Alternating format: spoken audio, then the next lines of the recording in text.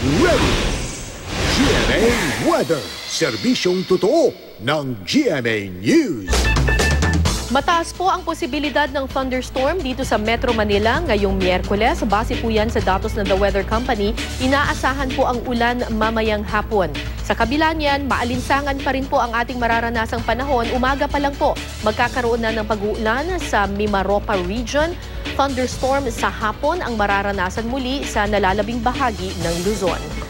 Samantala sa mga kapuso natin sa Sorsogon na apektado ng ash fall ng Bulkang Bulusan, posible rin po ang ulan mamayang hapon.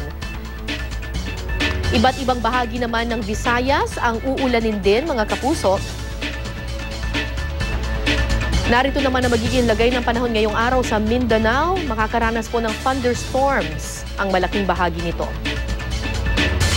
Mga kapuso, kapag may pagkulog at pagkidlat o thunderstorm po, hindi agad nangangahulugang uulanin na ang inyong lugar. Posible rin kasing sa ibang bayan iyon mararanasan at umabot lamang ang kulog sa inyong lugar.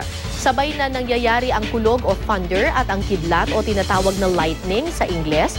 Pero dahil mas mabilis maglakbay ang liwanag kaysa sa tunog, laging nauuna nating makita ang kidlat saka lamang maririnig ang pagkulog. Samantala mga kapuso, pumasok na sa ating atmosphere ang spacecraft na Tropical Rainfall Measuring Mission o TRMM. Dakong alas 3 po yan ng hapon kahapon, oras dito sa Pilipinas. Sa timog na bahagi ng Indian Ocean, bumagsak ang TRMM ayon sa US National Aeronautics and Space Administration o NASA.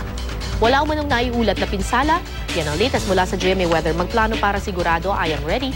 Serbisyong totoo ng GMA News.